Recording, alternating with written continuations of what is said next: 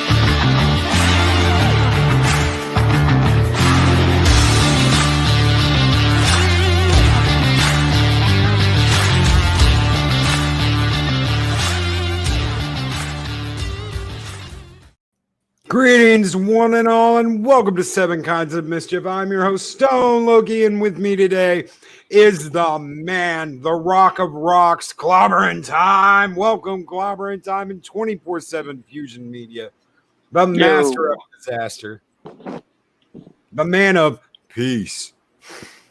Hey, what's up, y'all? Hey, man. What's up, Mark? Pleasure to be here, sir. There you go. What's up, Chris? What's up, Dave Bob?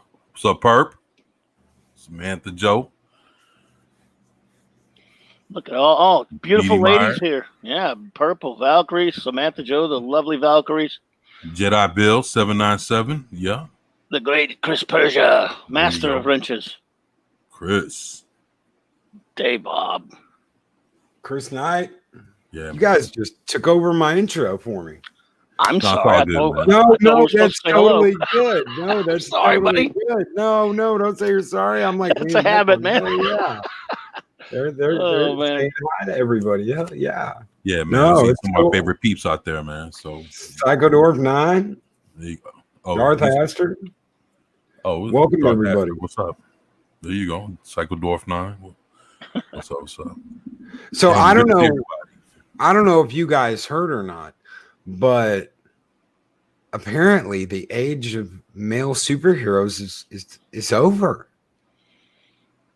Oh, man. It's about time, huh? It's over, guys. Everybody in chat, my panel, the age of male superheroes, the age of male capes, has come to an end. Hmm. No longer shall we see Superman. No longer will we hear up, and away. We will hear things like truth, justice, and equality from now on. Can you believe that shit? There you go. More power to them. Oh, Oh, God. did Clobbering Time? Did you ever play the Injustice games? I have not, no. But I've Okay. seen a lot of people play them. Well, there are like alternate forms. So, like for Superman, you could be Bizarro, right? And it Right. changes Oh, yeah. the way he functions. Well, the alternate for Supergirl is Power Girl, and you would think, oh Right. hell yeah, Power Girl, you know. Oh, yeah. Except when she smashes her fists together, she says truth, justice, and equality. Oh, boy. Shouldn't Truth and Justice cover that? I don't know. I don't know. Apparently they needed it. They felt the need to throw that in there. I was kind of surprised. All the other alternates are cool. You get like Captain Cold becomes Mr. Freeze.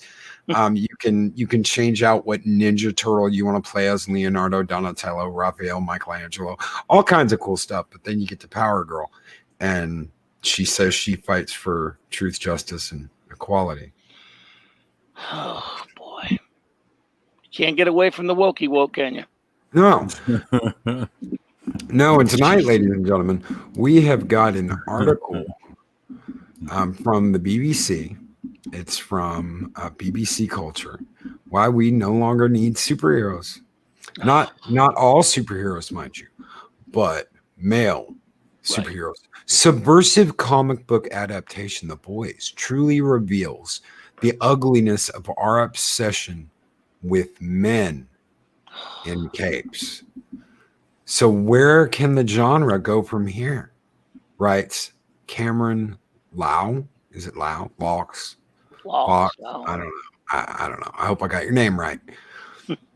And it says in the beginning of this article, as you watch the new series of Amazon's darkly comic superhero drama, The Boys, you are compelled to reflect on what it means to be a hero and what, if any, meaning it has these days. In The Boys, which is adapted from the mid-2000s comic series of the same name, the superheroes with the powers, all twisted derivatives of classic figures like Superman, Wonder Woman, and Batman, but by other names. Far from being shining examples of nobility and courage, are mainly power-drunk, self-regarding sociopaths. The boys of the title are a gang of weakly human vigilantes who skulk around in the shadows trying to assassinate them. Boy. Literally. And Colin, it's spelled Laux. Oh. Laux. Laux. Laux. Is the X silent? Wow. Yes, probably. Everything about that person's brain is silent. The boys' mission is a sort of superhero pest control, anti-heroism in the precise sense. They go about it in a bumbling, extraordinarily gory, madcap fashion. Eric Kripke, the producer, writer, director. Eric's done a few things, including what you brought up earlier, Clobbering Times, Supernatural. Yeah. Translate the early seasons. Yeah. Yeah, the early seasons. Yeah. I don't know what it is now. It's like what, season 16? Something like, or 25. Yeah. I don't know, one of those. I think it is like 16 or something like that. Translate the comic books into a nastily satirical universe that is reminiscent of Paul Verhoeven's films RoboCop and Starship Troopers. I would completely disagree with that. The films, nothing like RoboCop or Starship Troopers. Two films that throw acid on so many Hollywood pies that it's a wonder they got made. Here, life isn't worth much. Characters are suddenly turned into red smears, and the plot races on without a backward glance. Ultimately, the show asks, what do you do when confronted with people who, for pretty good reasons, money, power, both mostly ill-gotten or accidents of fate, have God complexes? This is a topical question in our current moment of the super rich and populous leaders. Wow, super rich and populous leaders. I wonder what they're trying to say there. But maybe it has always been high on the human agenda. King Lear complained that we are like flies to the gods. Possibly we have always been flies to someone or other powerful. Someone or other powerful. Anyway. And what a morbid fascination we bugs have with the beings who squash us. That really doesn't say anything, but... It doesn't take very many paragraphs for me to read from this to see this is another article written by an idiot that's never opened a comic book in its life, whatever he or she is. He or she. Ever. What do you think so far, 24? Wow. I don't know. I've just been sitting here laughing. It's pretty funny. I'm trying to see where, he sounds like he's he's making a lot of little jabs here and there, but I'm really trying to get to I want to figure out what the fuck his bottom line is. It's like he's trying to get somewhere, but it's like he's talking a lot of shit before he makes his point. Yep. So I'm just like, okay, I hear you taking jabs here and there at certain things, but what's your bottom line? So I guess we have to go more through it, but I'm let's see. What's Derek McManus says it's BBC propaganda agenda, folks. The bad grammar in the articles is enough to give me a headache. Oh yeah, Indeed, Derek. Gun There's bunny, definitely that. So it says a story as old as time. It's like almost saying a night before Christmas and all through the house. Not a creature was stirring, except 5 SJWs that fucking hate Christmas and want to completely burn the house to the ground. Yep. No matter where you look geographically or when you look historically, it seems that people have always been obsessed with heroes and gods.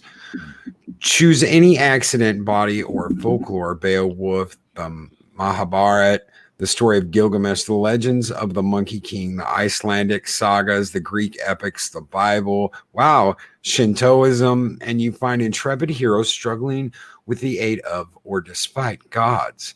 The hero is often on a quest to accomplish something everyone knows to be humanly impossible. And when he shocks everyone by succeeding, he is rewarded with great wealth, status, maybe even a measure of dignity himself. You know what they're talking about? They're talking about Star Wars. Yep. Right there. They're talking about Star Wars and how tropey Star Wars is and how old it is. Yep. If you want a scholarly dissection, oh, look, there's Luke Skywalker, huh? What do you know? Who's that? Oh, they got a picture of Luke Skywalker right there. Oh, that guy. I remember him. Yeah. I remember him. Yeah. Standing on Tatooine. What do you know? Right. If you want a scholarly dissection of our hero obsession, you need to only pick up some classics of cultural anthropology. Chief among them is Joseph Campbell's famous The Hero with a Thousand Faces, 1949. It argues that the hero myths of many cultures have a common structure. The hero leaves his everyday world to pursue an adventure that involves stages of conflict and transformation. Of course, because as human beings, we need to grow and transform, not know everything from the very beginning and be a fucking Mary Sue. Rites of passage, at the end of which he is forever changed and perhaps somehow transcendent. Of course, because, Luke Skywalker blew up the Death Star. This doctrine of voyage, struggle, and transformation may seem very familiar in our age. It has become a sort of textbook for scriptwriters everywhere. Ladies and gentlemen, what they are doing is shitting on mythology that is ageless. Right. They're shitting on a way to write a story that is timeless, that we all love and we all know. What he is saying is forget Star Wars, forget ancient epics, forget the Greek tales, forget all of that. Join our new soy parade. And you too can walk down the street butt naked with ribbons in your hair, drinking green soy booby milk.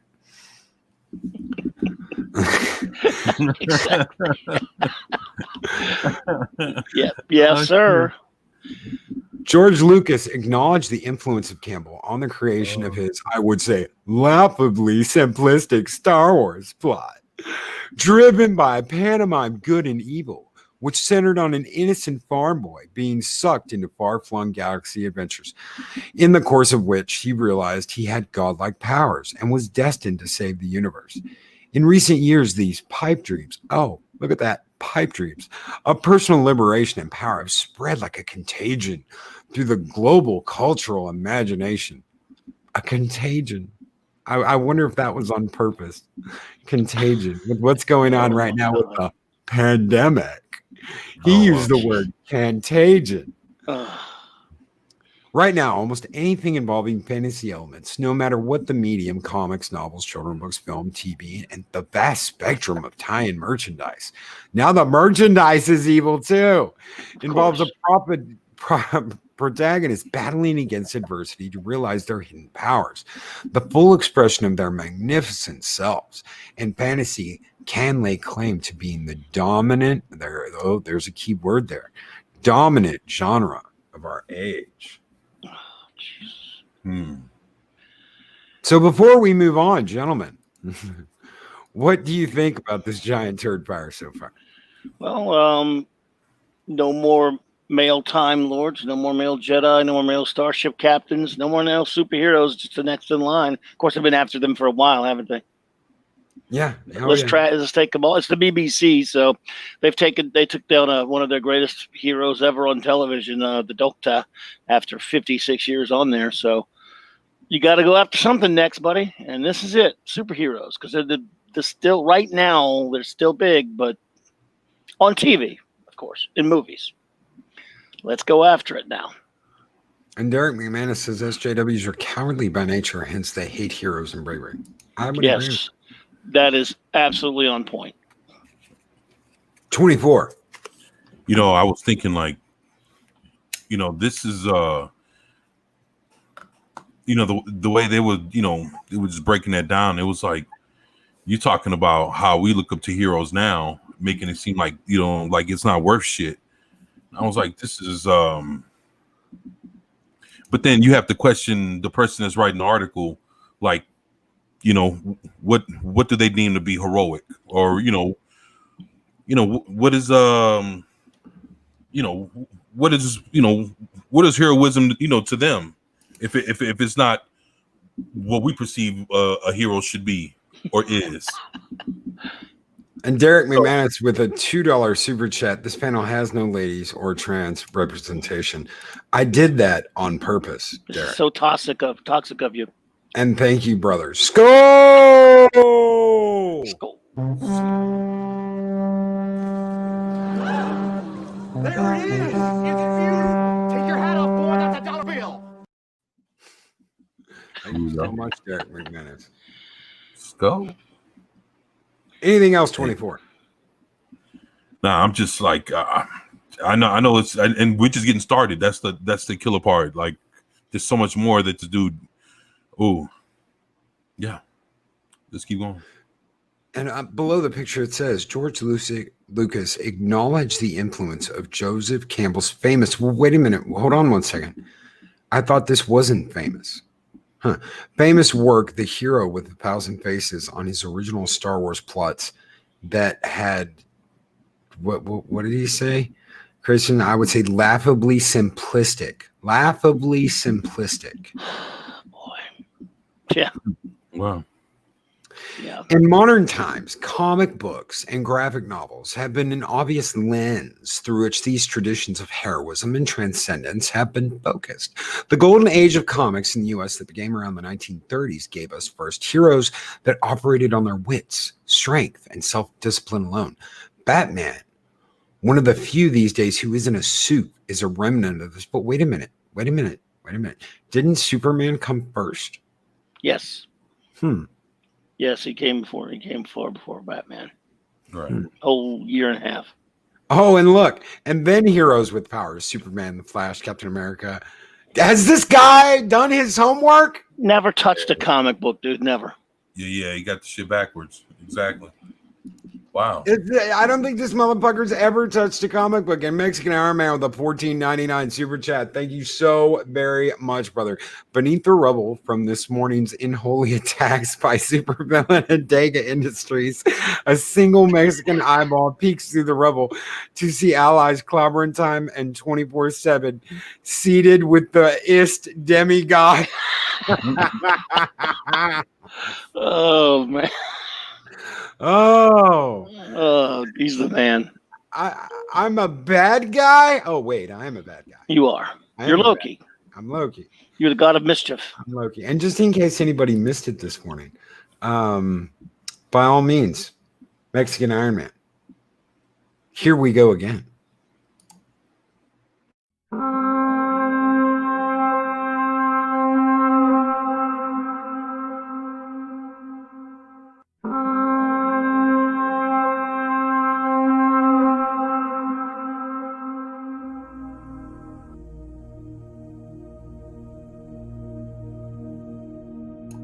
Oh, but I will do it, Mexican Iron Man. I will. For the thousands in attendance and the millions watching around the world. Ladies and gentlemen, say goodbye to Mexican Iron Man.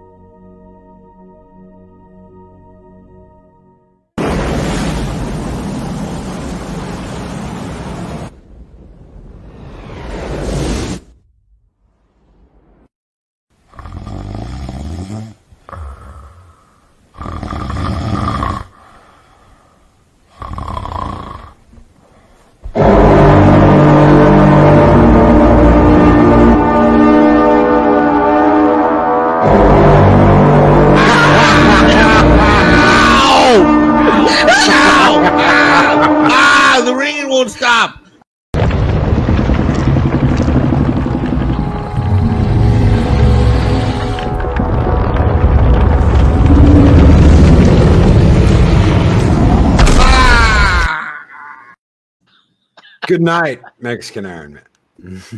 Farewell, brother. Wow. We'll miss him. Where were we? Man, love it. They are, for all intents and purposes, vigilantes who use their godlike abilities for the good of mankind and against those who don't. Similarly, in post-war Japan, the manga comic book tradition flourished and globalized very successfully, while dovetailing nicely with the philosophy of dovetailing nicely with the philosophy of American comics. This guy, it's little key words here and there. Through much of their history, comic books have been a marginalized art form. Really? Marginalized? The domain of geekery. Did that motherfucker just call us all geeks? He Googled a couple of comic book articles for like 5 minutes. Never touched a comic. Knows nothing about comic history, apparently. Yeah, Nothing. he kind of like try to write a hit piece, without doing the homework. That's bullshit, man. Well, I mean, he's double talking here. Marginalized art form. And then here he says, but in the golden age in the US, comics not only were widely read, they were a medium that allowed much freedom of thought and explored the edges of human psychology through genres such as horror. Horror? So yeah. Well, there were horror comics, but go ahead. Sorry. This is a whole bunch of double talking bullshit. Yeah, so basically like, he talks shit and then gives it credit. They also broached questions about ethnicity, gender, and sexuality. However, all that ended in the 1950s. Really? All of it ended in the 1950s, when comics became the target of cultural scaremongering, which accused them of undermining the family and Americanness. Americanness? Huh. Many went out of business. Those that survived agreed to self-censor and uphold American ideals of decency and masculinity. He's talking about the trials of the congressional trials brought upon by Frederick Wortham and his book Seduction of the Innocent. He obviously read some articles. He knows nothing. This guy knows nothing. He read a few articles, skimmed a few things, and he's referring to the Comics Code Authority that eventually these companies put together. But he knows nothing of the history. He's just getting all this from Google crap. Very, very. Oh, go ahead. I'm sorry.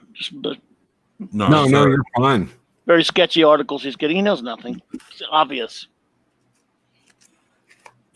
Yeah, this is it's. I'm ready to hear the rest of it, man. Sorry, man. No, you're good. No, you're good. You're good, brother. Yeah, but the comic industry began churning out one-dimensional, muscle-bound male characters who tended to use brute force for good, while women were pushed into an ornamental role on the sidelines. Wonder Woman, one of the female heroes surviving from the early years, was always dressed in a way critics have likened to a Playboy bunny, minus the fluffy tail. Has this person ever heard of Gloria Steinem? Oh shit! I've never heard of some shit like that. She was a Playboy bunny. She became the ultimate feminist. Ran Ms. Magazine, and her favorite character was Wonder Woman. But that call me crazy. What's more, despite the fact that they were located in a hysterically sexualized masculine mindscape, because only men can draw comics, actual sex almost never happened in these stories. Huh. So, okay. Now we get to how a genre became a global phenomenon. But wait a minute. Just a minute. Didn't they say that this is a marginalized art form throughout history? Throughout history, comic books have been a marginalized art form, but now it's a global phenomenon, folks. Oh my God. Someone wasn't reading about the comics history of the 80s, apparently, and the renaissance that the independent comics had. In fact, There would have been no Batman film without the Frank Miller's Dark Knight Returns in the mid '80s. And this picture's from the garbage HBO Watchmen TV show. Oh yeah, And yeah. they're mentioning Watchmen, the comic by Moore. Oh, that's horrible. The presence of self-censorship in its DNA has made the comic book universe ripe for exploitation across global markets. The fewer sexual hot potatoes, the less inconvenient grit, the easier it is to sell films, say, across cultures and over a large demographic. Thus, for example, you are unlikely to see many gay characters in Marvel's MCU films. Wait a minute. Didn't they like purposefully do that in Endgame? Didn't they like throw that in there? Weren't the two guys that directed it in there as like gay lovers? Yep. In the scene at the beginning with Cap as a counselor, Right. a grief counselor. Oh, I thought you were saying he was a camp counselor. I thought we were about to go into like Playboy era things. Well, those are in the outtakes. That's in like this could be the director's cut. To be fair, you are unlikely to see any sexuality in those films for the same reason. So there was no sexuality in the MCU films. None? Wow. Sounds like somebody didn't watch very many movies. You know what I always wondered? I always wondered if, in the middle of coitus, if Black Widow suddenly like just slapped the shit out of Bruce and he turned into the Hulk, if he would make her explode. Just like blow her up. Shattered fucking Black Widow everywhere. Hulk smash! Hulk, you smashed her. Oh man. Maybe in the special features. Meanwhile, Thor, God of Thunder in the comics, is downgraded to Asgardian in the MCU films, presumably to avoid offending anyone's religious sensibilities. Well, whose fault is that? Wait a minute. Sorry. Oh no, go ahead. SJWs are the ones that you can't mention things like they couldn't even call him the God of Thunder on the Disney cartoon in the 2000s because of stuff like that. Whose fault is that? It's more like in the Avengers cartoons and shit like that. Even in Earth's Mightiest Heroes, great show, they call him the Prince of Thunder. They couldn't say God of Thunder. So whose fault's that? His ilk. That's whose fault it is. And Psychodorf 9 says Hulk splooge.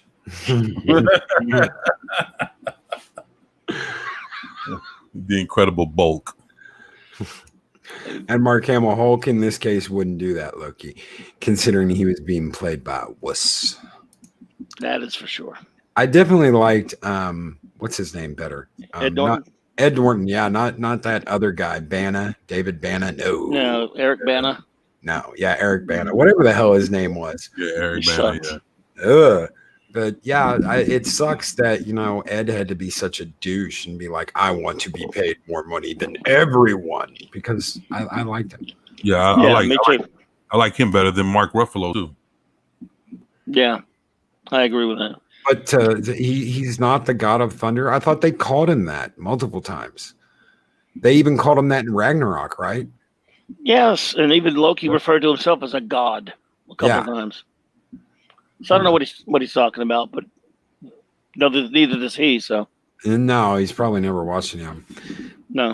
In recent decades, the comic book has branched into a more mature art form, the graphic novel. Oh, yeah! Oh my God! He's been to Barnes and Noble. Yeah, he's been to Barnes and Noble. Jesus. That's a pet peeve of mine, by the way. I hate the term graphic novel. They're trade paperbacks, usually almost 97% of the time compilations of comic books in book form. Graphic novels are actual comics written for that format, which are rare. Geek thing.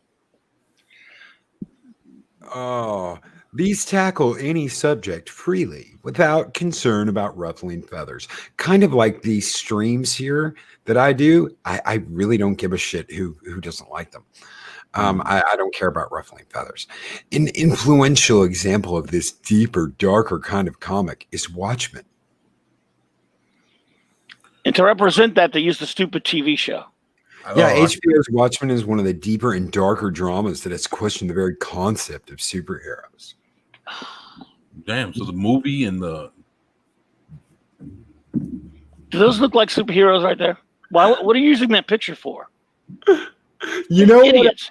You know what I think, Clobber 24? I think this guy, one day, the guy who fucking wrote this, is going to get caught behind his desk, logging his dolphin to politically incorrect photographs.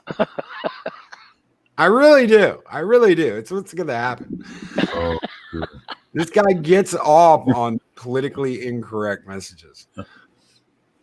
By the same token, while TV was once under the control of terrestrial networks who were beholden to both advertisers and geographical vagaries of morality,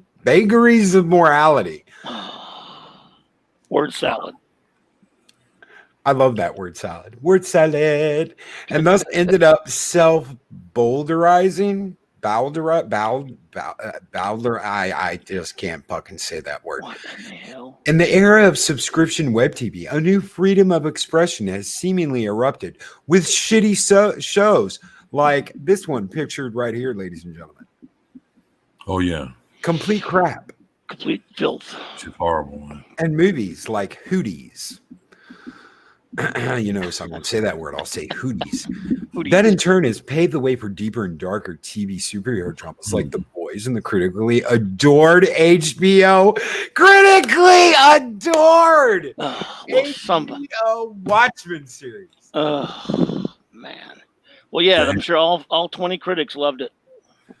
From Lost creator Damon Lindelof. There's a good credit to have to your name.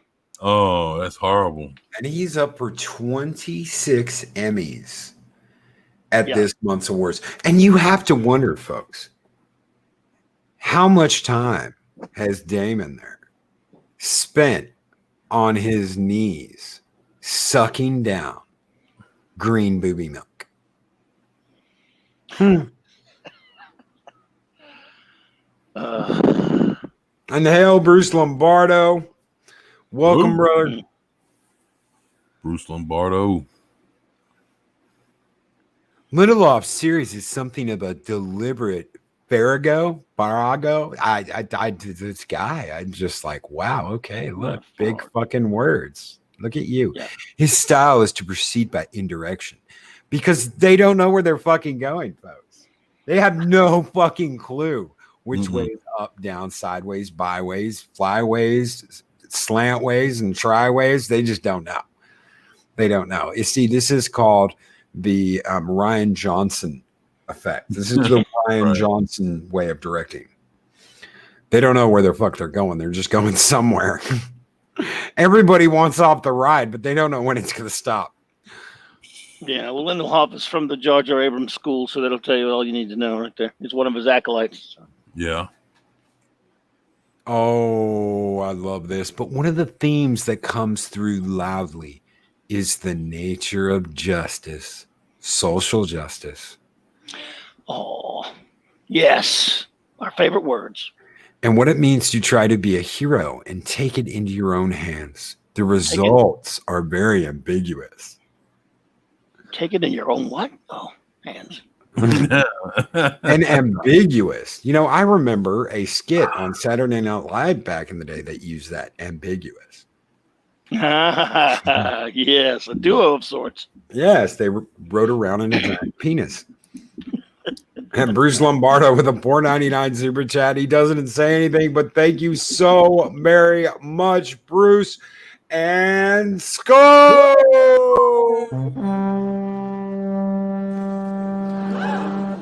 There it is. Take your hat off, boy. That's a dollar bill. Thank you so very much, Bruce. You guys keep the lights burning bright here in Valhalla. These more skeptical works are still rare, however, amid the glut of superhero worshipping schlock. Well, we know what rhymes with schlock that this guy's been on his knees dealing with, don't we? Yes. It's not hard to see why we are saturated. Oh, look at that word, ladies and gentlemen. Saturated. Yay. He really wants to be saturated in comic book adaptations. They're a gold mine of things the TV and film industries want. Ready-made heroes, strong ready-made storylines, escapism galore, and big back catalogs. Well, what wrongs with big back catalogs that can be plundered? If there's one thing that executives can be sure of, there is a market for stories of heroes and gods. The same one there has always been. He's kind of like working his way to letting y'all know that this has been done over and over and over again. See, this is what these people hate. This is why they're doing this. That's why they're ruining our IPs, because they're like, we hate this. It's the same thing over and over and over again. The template is ancient and universal, which means they scream global market, and they take place in a fantasy universe, which means anything awkward in a particular political jurisdiction can be tailored out. Whereas real world heroes, let's say, oh, here it comes, guys. Martin Luther King, Emmeline, I can't even say it, Pankhurst. Right. Or Gandhi, he brought up Gandhi, wow, may come with political baggage. Superman and Wonder Woman don't. They don't? Oh, I mean, they don't. Yeah, sorry. I'm sure they don't. You don't think that Superman and Wonder Woman come with baggage? They do now. Oh, yeah.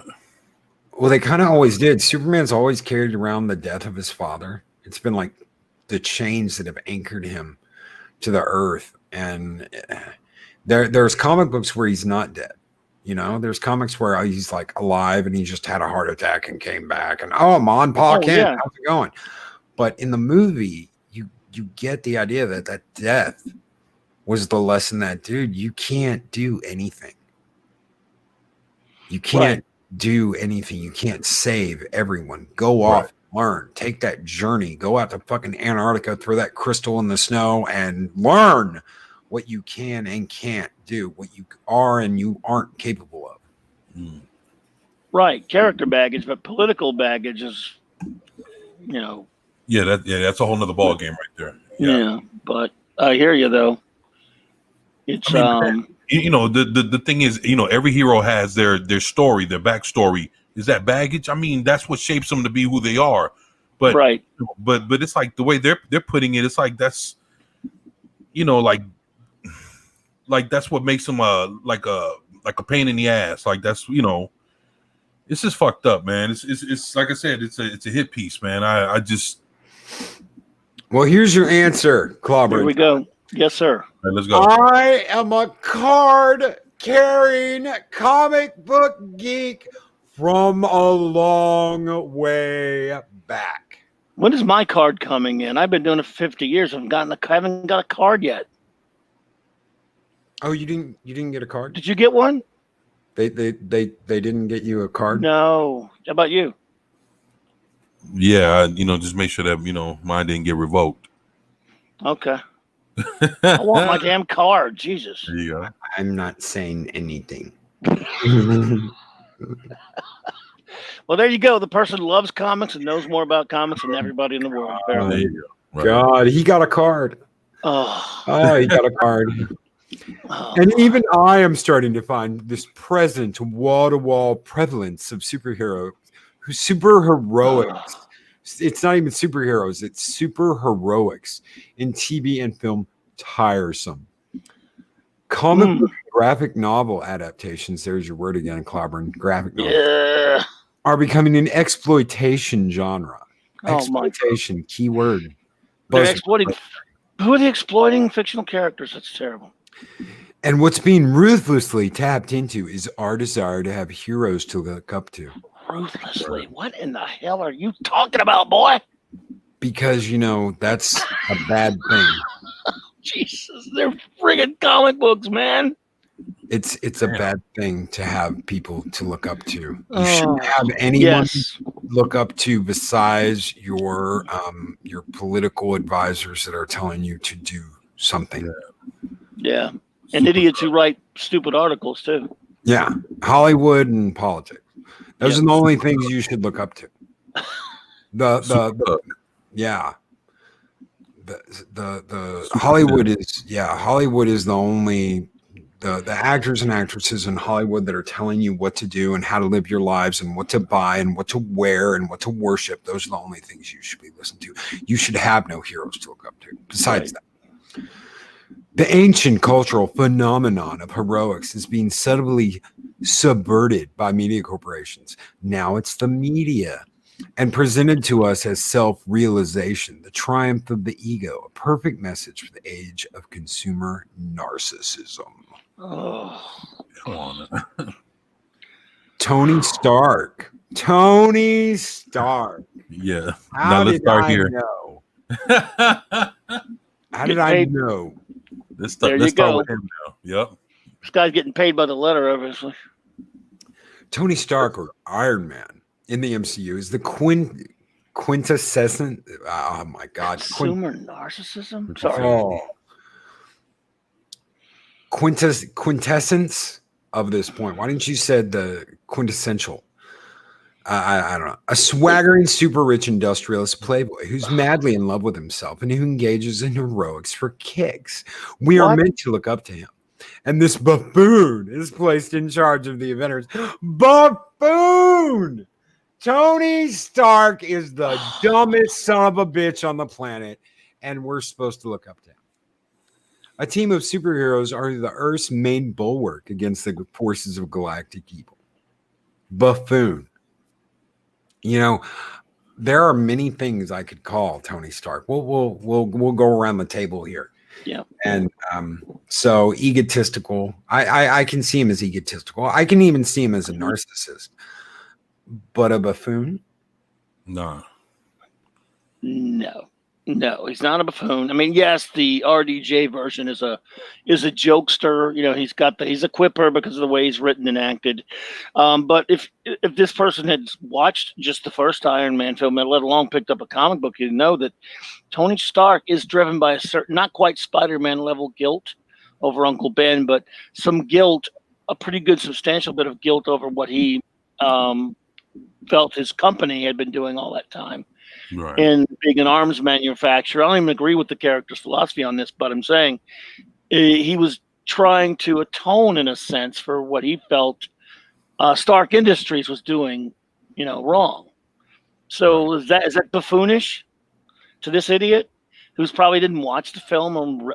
I'm sorry, he's got a card carrier. He's got a card, so he's read comics. He's got a card. You know, I remember when I was the only one of my friends that had Iron Man comics. Iron Man was not that popular of a character. No, he wasn't. No, he wasn't. And when I saw RDJ as Iron Man, I was like, holy shit, they did it right. I was shocked that they did the film. I mean, like building up to 2008, I was going, an Iron Man film? You guys okay? I mean, I like the character, but no one knows who that is. Are you sure? It was a big gamble.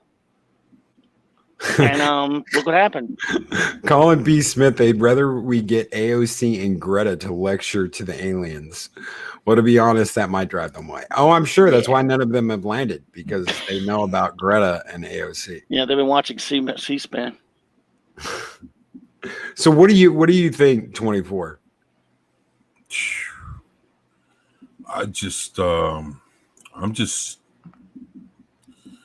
I'm not really shocked, but I'm just surprised that this dude, he got the balls to really just, and the thing is, I'm not even sure if we even halfway. That's the killer part. It's like right when you thought that, he'd probably be getting to his conclusion and be wrapping it up. No, folks, there's plenty to come. And Eastland Burkholder, a bit like the Forever Knight character, Vampire Seeking Redemption. Yeah, I threw in the vampire, but yeah, Seeking Redemption and Atonement. But he was a vampire, and I actually liked that show back in the day. And Mexican Iron Man with a $4.99 super chat. You guys better say nice things about my cousin Tony.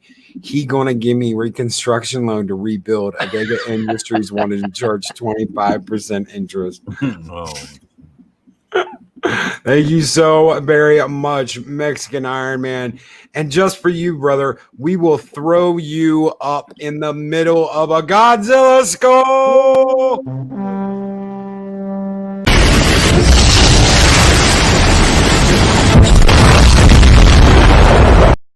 And there goes Mexican Iron Man for the second time today, departing Earth in a barrage of Gojira fire. Good old Mecha Gojira.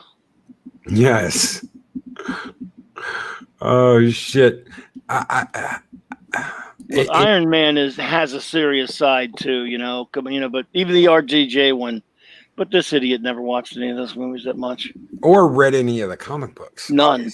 Because Iron Man in the comics was not RDJ. He was relatively serious kind of he wasn't a quipper like Peter Parker. That was something RDJ, he brooded. Brought to the character. He brooded. He was a brooder. He drank. He was broody. He had a heart issue. And that was, at least when I was reading it, that was the prevalent storyline was, I'm going to die. My heart's going out. My heart's giving out. I'm going to die. There's nothing they're going to be able to do. So I might as well spend my last few years making a difference instead of selling weapons. Right. That's right. But he's a buffoon. Yeah, but he's a buffoon. Exploding the superhero myth. Exploding. Exploding. Yeah, he's really exploding, all right. Oh, this guy has a fetish. The viciously sardonic tone of the voice hits plenty of these nerves. The superheroes, for the most part, have too much power, are emotionally underdeveloped, and forever stepping on mortals. Homelander, the Superman pastiche, yeah. Pastiche, and leader of the Seven, a group of heroes suggestive of the Avengers. No, the JLA, you dumb fucks. Or a pantheon of gods, is a vain man-child with blonde highlights who radiates petulant menace. Queen Maeve, a.k.a. Wonder Woman, shows rudimentary signs of having a conscience, but keeps them hidden because she is scared of Homelander, by whom it seems she has a history of abuse. The Deep, aka Aquaman. Okay, how do you say Avengers and then quote every DC fucking hero? Wow. The Avengers League of America. The Avengers League of America. Meanwhile, in the Hall of Super Best Friends. Later at the Hall of Justice. Yeah, that's garbage tier. That's garbage tier for real. Oh, it sure is. What an idiot. Oh shit. Has model the Deep has model good looks, is stupid, insecure, and emotionally dysfunctional, and uses his public profile to sexually assault women. Takes one to know one. Black Noir, Batman, and he's not Batman because he's got super strength and he's almost invulnerable, hides behind his creepy mask and hardly speaks. I've never heard him speak. I don't think I've ever heard him speak in the series. So it's another. Yeah, Batman was one of my favorite Avengers.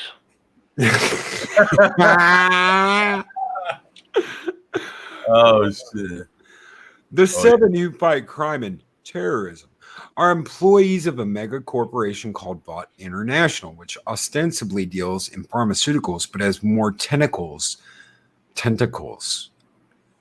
We see where this man's mind is than anyone can count. The hero's murderous glitches, such as the many people killed carelessly in Collateral Damage, are covered up by Vought's powerful PR department, which in turn demands the Seven toe a public line that presents them as shining examples of altruism. It's like, I think this article is rotting my soul and my brain at the same time.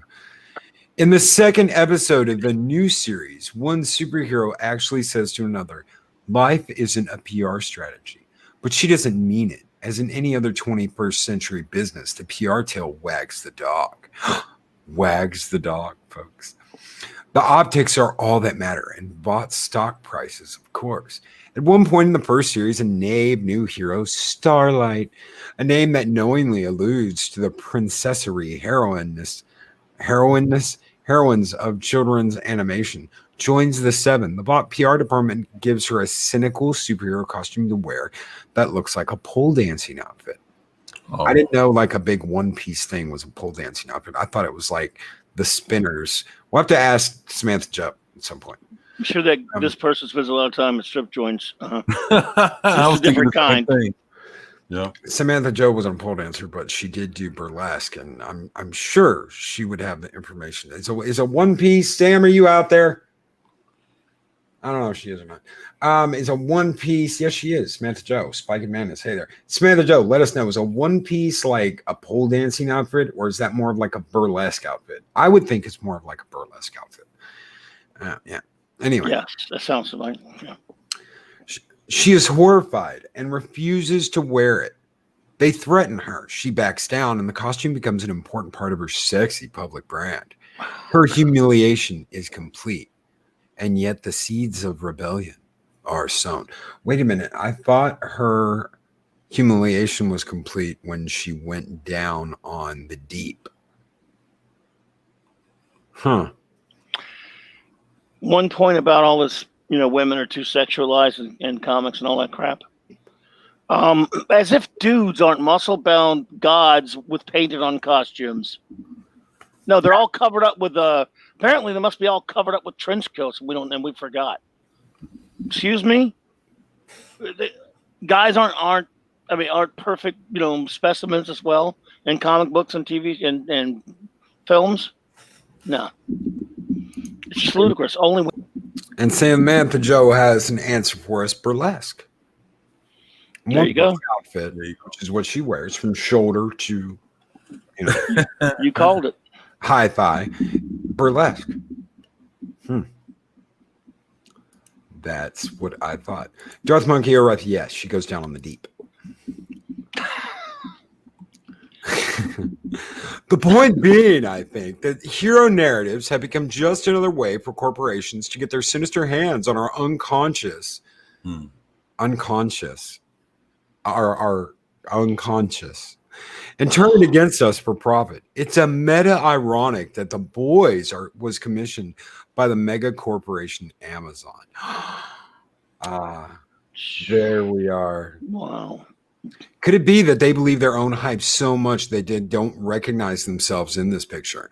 So what is Amazon? Or maybe they just don't care. They don't care. They're only out for your money. That's all they care about is your money. That's, Walmart for years. They just care about, your money. They don't care about having everything you need in one fucking store. They don't give a shit about that. They just want your money. Do superheroes have a future in our dystopian age? Oh my God. Dude. Alan Moore, he's going to bring up Alan Moore, was rumored to have been displeased with Lindelof for daring to tinker with the Watchmen universe. All right, that's bullshit, by the way. Probably fearing that his graphic novel would be debased and commodified. Go ahead. Well, I'm sorry, because I saw this and it was driving me crazy earlier.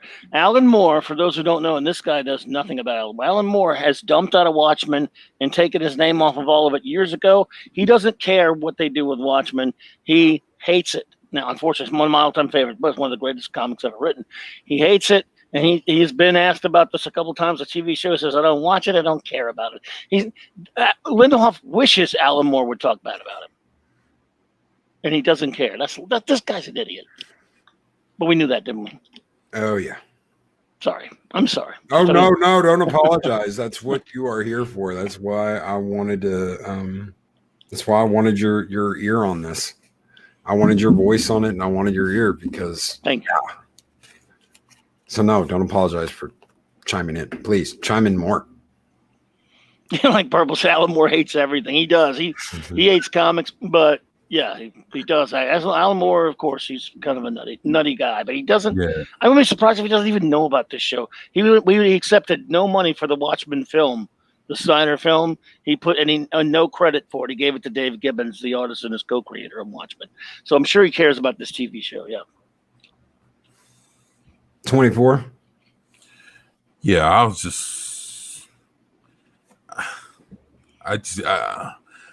kind of. I'm amazed that this guy can put this much bullshit together, man. But I find it entertaining. I'm sitting here it's laughing hilarious. at it. Yeah, it is, Yeah. man. It's actually it's pretty funny, but it just it goes to show you how people really think of this shit. And the thing is, he's just entertaining, certain people that think, they think like this, and they agree with this motherfucker 100%, and that's crazy, but that's just how it is, and it's wild. But I mean, shit, we're reading it, and I mean, there's a lot of people that support this, and I'm just glad that we're not them, so I'm good. There you go. So I just got sent this, and I know we're going to go a little sideways off topic here, but it actually has something to do with it. So I just got this in my DMs, and the President of the United States has just signed the executive order. This happened 2 hours ago. That reads, many people are pushing a different version of America that is grounded in hierarchies based on collective social and political identities rather than in the inherent and equal dignity of every person as an individual. This ideology is rooted in the pernicious and false belief that America is an irredeemably ist country that come people simply on account of their race or sex are oppressors, and that racial and sexual identities are more important than our common status as human beings and Americans. The President of the United States just banned SJWs from, he prohibited them from working in companies that do business with the U.S. federal government. So if you are a company that works with the U.S. federal government, or you work for the U.S. federal government, if you're an SJW, you're banned.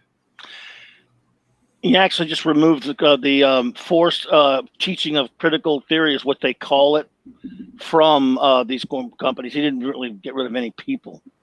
Oh, per no se. They just can't teach it. Nice. Right. They can't teach some of their SJW garbage. And companies that do business with the government, let's put it, by the way, Yeah, if you work for the federal government, or you are a company that works with the federal government, no ideology training. Good. Yes.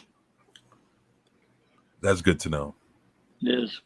So, on with this article. All right. Do superheroes have a future in our dystopian age? Alan Moore. Oh yeah, Yet the Watchmen series, like The Boys, is compelling because it admits there is something ugly in heroism. The Boys subverts Campbell's epic plot points at every turn, exposing superheroism as a shiny marketing concept with no relation to human reality.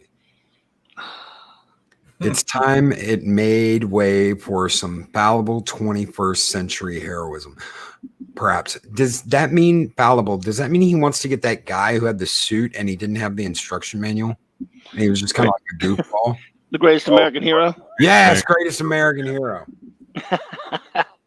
Yep, he lost the instruction manual twice, actually. Yeah, that's what he wants, I guess. He wants to see him flying all over the place like Ralph Hanley /Hinkley again. Yeah, that's what he wants. So it's not the superheroes we want or that we need. It's the superheroes they want. Superheroes that 5 SJWs in the world who make a lot of noise want. Yeah. Wow. I'm shocked. I mean, if I had that clip in what was that movie with Adam Sandler where that guy goes, you are not getting any points.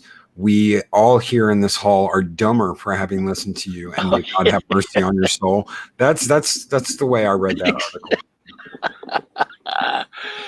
But you have to expose crap like that, dude. So it's a good thing to read those things out. Sunlight is the best disinfectant, my friend. Billy Madison, thank you, Soul Assassin. Yes, Billy Madison. We are all officially dumber for having gone over that article. And we know that the guy who wrote that, what was his name again? Cameron Lau. Yeah, Cameron Lau. Yeah, genius. Has some pretty deep fetishes buried in the closet.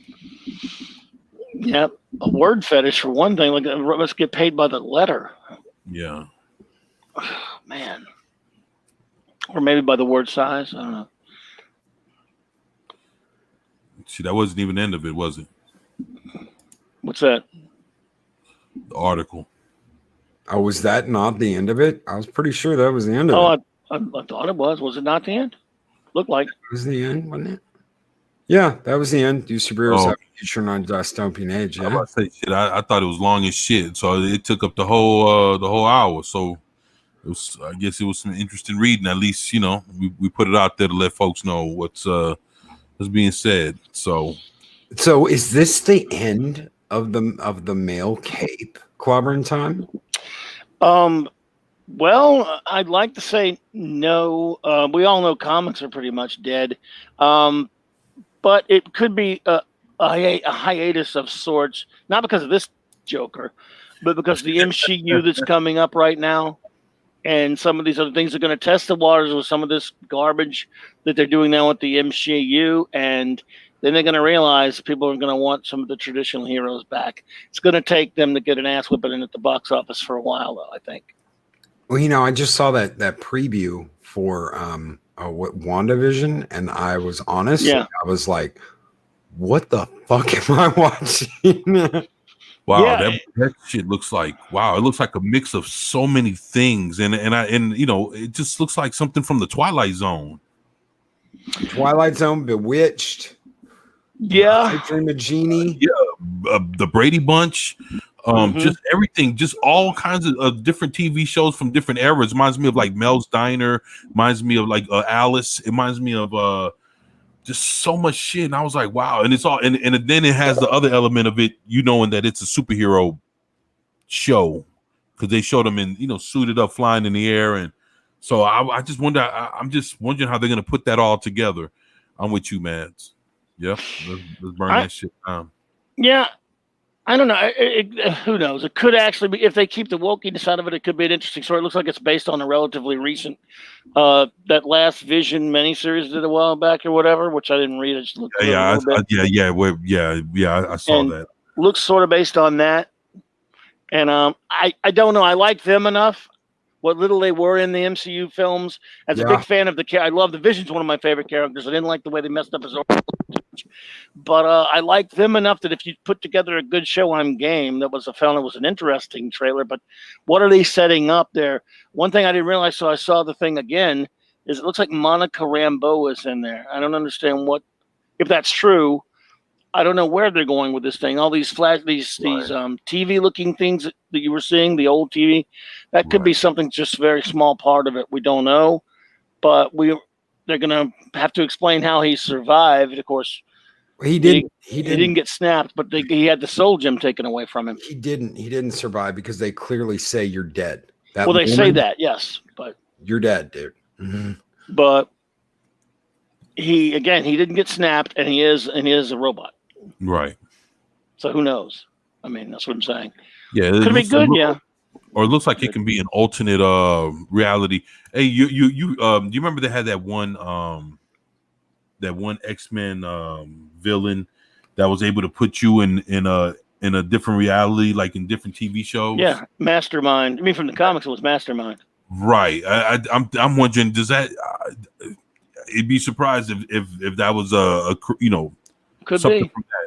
Mad said WandaVision is setting up Mojo. I think that's who it was. Oh, Mojo. could be. Colin P. Smith says, I think Mecca did a review of the trailer and spotted that part of it was actually filmed in the Bewitched house. Yeah. Bad Steven Seagal says it's a trap subconscious and a gateway of the multiverse. And see, and Mojo was the character I was thinking once. Is it Mojo? Okay. Yeah. I went too far back, man. I went to the old days. Sorry, guys. It's setting up X-Men. If they're gonna have Denzel as Professor X, I don't know. Yeah, Denzel's supposed to be Professor X.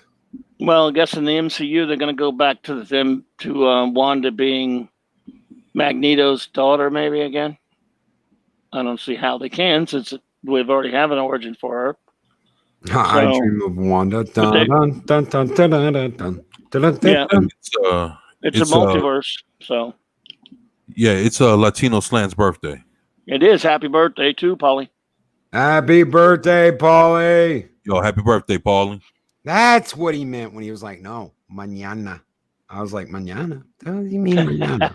What does tomorrow have to do with anything? Oh, it's his birthday. There you go.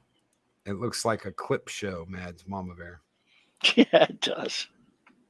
Someone shot me a fireball and said that the Loki trailer was out, but the Loki trailer is not out.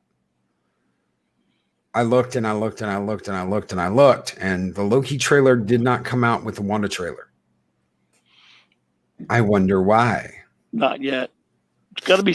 You'd think soon, though. Chris Burns probably got it on the spot. She does have reality warping powers, and that's going to play into it. Yeah, and I heard they've been pulling back the Falcon and the Winter Soldier as well. So pulling back, you mean? They're not done with it yet? Well, I mean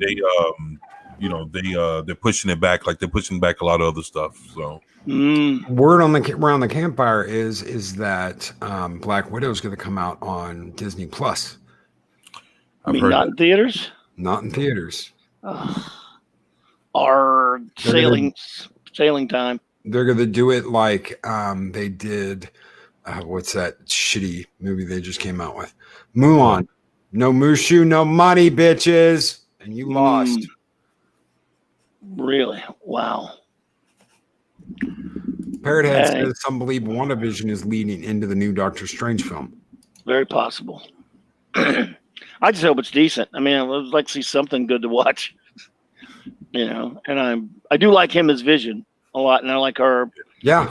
So, they didn't get enough to do in the films, so maybe it could be good.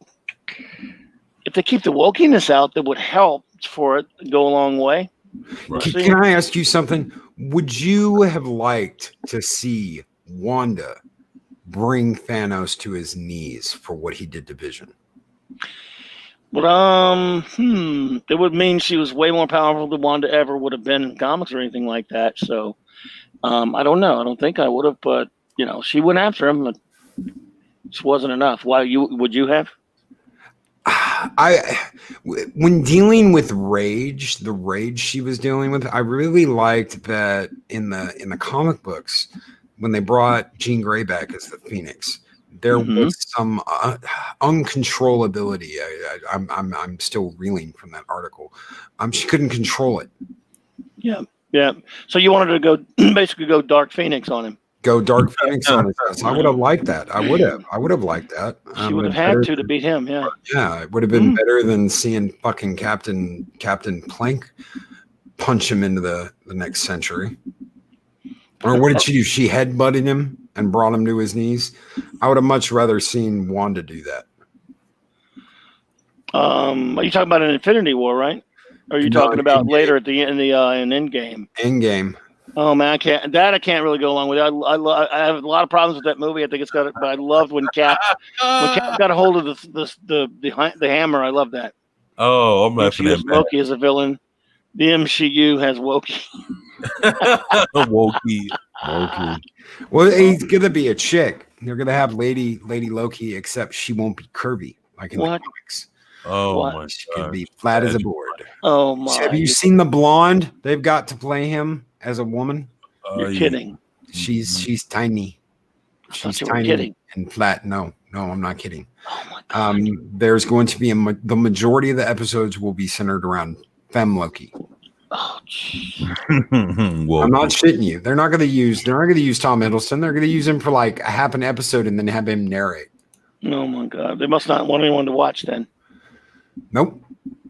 Tom Hiddleston kicks ass as Loki. I love it, and it's not going to be Loki that redeemed himself. It's going to be Loki after in the first Avengers movie. Loki that did not have a arc where he turned fucking good and loved his brother again. It'll be a Loki right after Avengers when he's still pissed off at everybody.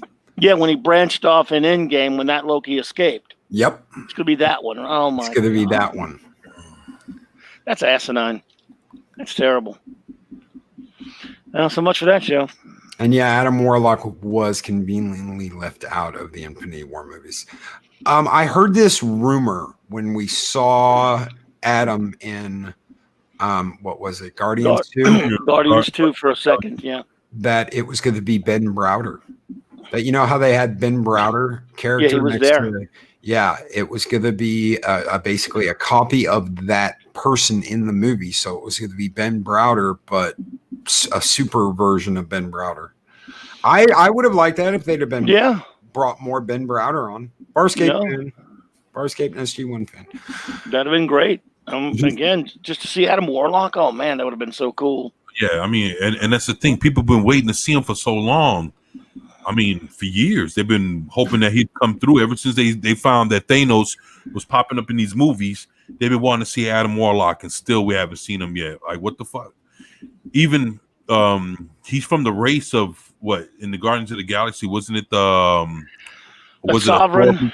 The Sovereign, whatever. Yeah, the gold people. Yeah, I mean, shit. So I mean, at least you know that the race exists, man. Fuck, man, show them. You know, let them hatch out of that cocoon and do something. Well, these movies take so long, you know. Maybe if there ever is a Guardians 3, instead of having it all about Thor running the Guardians, which it probably will be, maybe they could have Warlock in there. I don't know. Be nice. Wow. But don't put too much faith in the MCU though. Now. For sure. I heard they come with the Spider-Woman, and She-Hulk. Everybody. Well, they're going to ruin FF. They've already started that process, actually. That's going to be bad. They've cast Kang the Conqueror. I guess you saw that, right? Yep. Did you guys hear about, oh man, what was it? Scarface. Oh, yeah. Michael B. Jordan. Yep. Michael B. Jordan is going to be Tony Montana in Scarface. How did that happen? I have no idea. That's confirmed now? Yeah, that's confirmed. Last thing I heard about them was maybe about a year ago. They're supposed to have been doing the Scarface story where it's supposed to be some Mexicans coming in, and you know they're supposed to have been telling a story that way. No, this could be Michael B. Jordan. That was Michael. Michael B. Jordan would be Tony T'Challa. And, Scarface the remake. Yeah. Wow. Because everyone was really clamoring for a remake of that. All those petitions you've seen out there. Yeah. Because I can totally see Michael B. Jordan screaming, "Get the Yale!" And making it sound just like it should. Yeah. That was a movie of its time. It should not be. They're remaking that. No, it's perfect the way it is. It's absolutely perfect the way it is. It shows all the pitfalls of getting involved in something like that. Some people are like, "Oh, it's glorifying." No. You see what happens to Tony. You see what he does to his life. You see all the bad shit that happens to him. That's back when they made movies good, because they not only showed you like, oh, look what he did, but they also showed you what happened to him in the end. Right. Yep. The rise and fall. Exactly. Did not need to be done again, and people will just remember the original and will laugh this one off, and no one will really watch it. Tonisha Montana. Captain Spire, I told the Morning Lady crew how I grew up with the Spider-Woman from the 1970s. She wasn't a copy of Spider-Man, but her own character. She flew, fired laser beams, and had great adventures I enjoyed, because they didn't have to turn a male character back then into a female. Oh, the cartoon was pretty good too. I enjoyed the cartoon. You know, Spider-Woman had her own cartoon from the 60s, 70s. Early 80s. Yes, late 70s, early 80s. She was initially, they were afraid someone could use the term Spider-Woman, so they did create her just to guard a copyright. But she had multiple different origins actually, and none of them. The thing is, none of them were a carbon copy of Spider-Man's origin. She's totally different. Jessica Drew is totally different. Do you remember when they did the Black Cat Captain America crossover thing, where her dad recreated the serum that turned Captain America into Captain America, and she stole it and took it? Yeah, you're talking about something like from the 90s, wasn't it? Yeah, it was in the 90s, which was when I was reading comics. Yeah, okay. No, I did not read it, but I know what you're talking about. I've seen it, of course. I liked that idea. They made her her own. They made her own character. They had this thing, and it only worked once because her father gets killed, and of course she's like on the hunt for revenge and becomes friends with Spider-Man, and of course they like, you know, bow, bow, bow. I've been feeling fine, baby. Down, down, down. And you know, he's got the whole thing with MJ, so he's like, no, I can't. Oh, come here, Black Cat. No, I can't. Come here, Black Cat. And yeah, I was like that. Anyway, That's true, Chris Persia. That's exactly what they'll do. By the way. Oh, man, yeah, yep. See, but no, that was true about Spider-Woman. At least she had some identity of her own. right. Yeah, it won't be him. It'll be her. Originally, Warlock was not even called Warlock, and when he first appeared in Fantastic Four, it was called him. Him. Yep. And they didn't have a name at first, but then later, of course, got his own comic. Jim Starlin's run was I highly recommend Jim Starlin's Warlock one of the 70s greatness. That's Steven Skull. Didn't Kingpin hold Black Cat's father hostage and force her to take the serum? That may have been it, dude. You're talking 30 years ago. Yeah. 25, 30 years ago that I was looking at that. So, and I only read it once. It's not one of the ones that I just kept reading over and over and over again. I do believe he's right, though. Yep. Yeah. Well done. And I like his new name, too.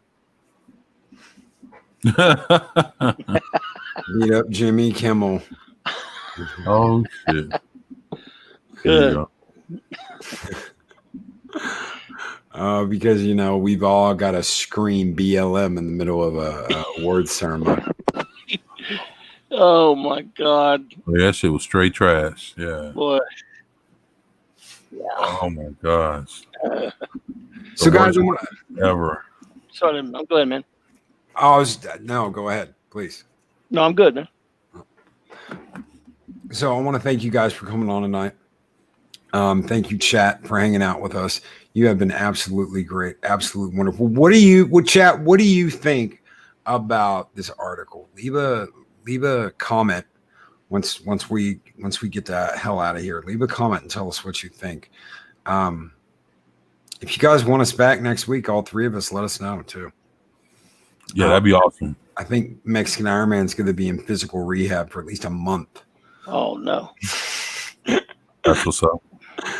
After the Skyhorn from Adega. Oh shit! He's going to be in traction. He's going to have to get one of those belts like War Machine had after the end of Civil War. Yeah. We can just put on his armor and then move around all he wants. Yeah, just put on your armor. You'll be fine. Yeah. Roll around on the ground, Mexican Iron Man. You'll be all right. There you go.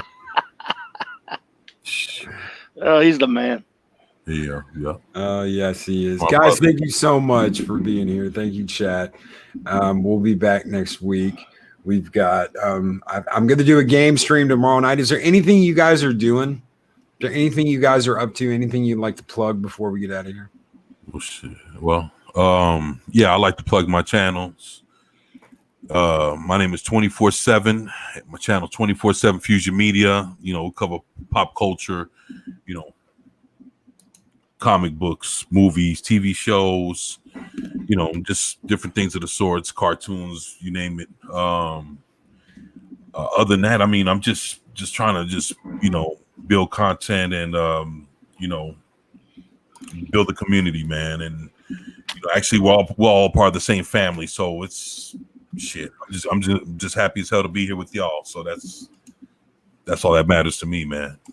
And Chris Persia just threw out the link for his channel, guys. If you check out 24/7 and you like his content, please subscribe and ring that bell and check out his other videos. What about you, Clobber and Tom? What you got going on? Well, I'm just honored to be here, and I thank you so much for having me.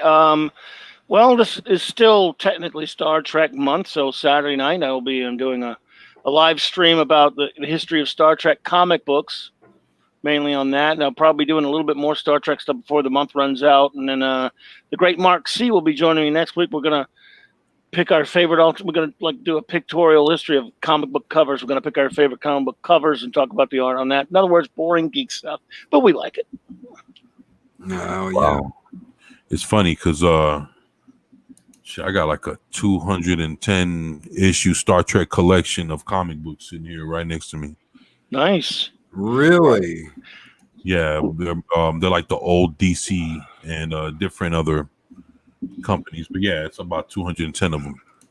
There, you'd be amazed how many Star Trek comics there are. They really started almost since when the show was still on the air, and they've been around a long time. And then changed hands. The rights have changed hands many times. So, and that is the link to Clobber and Times channel. Check him out.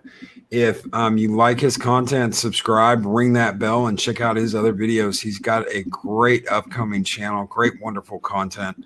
Thank you, sir. We love getting to hang out with you and talk comic books, brother. He knows his shit. Yeah, exactly. He does. He does. Colin P. Smith says, I would like to apologize for the very existence of the BBC at the moment. Apology accepted, sir. Yes, sir. Yes, sir. It's all your fault, Colin, but we forgive you. Oh, man. At least he's trying to make up for it. Hey, that's what's up, Colin. Yes, he is. So, guys, you have a great night. I will be back tomorrow morning, and we'll get some gaming on tomorrow night. We're gonna play some Doom for a couple hours tomorrow night, and I will be joined by the lovely Purple Valkyrie, who will be hanging out with me while we kill, maim, and slaughter demons. And both of y'all gonna be playing? No, just me. She's just gonna be riding shotgun, hanging out, talking. Cool. Yeah, that's what's up. Yeah, that's sounds like a good time, man. Damn, man, I can't get a pretty lady to hang out with me on my show. Good luck. Damn, man, I like it. Shit, ask her. Be like, Purple, you want to hang out with me and play a video game? Ask her. I'm no good at video games, man. All I can do is talk geeky stuff. Oh, you got the Hudson Hawk thing going. We'll hang out, drink cappuccino, and play Nintendo. There you go. Love you all in the chat. Thank you. All been fantastic. Playing some Swinging on a Star. Guys, I'm going to end the show with some Kratos. I've already hit us with the big outro for the day.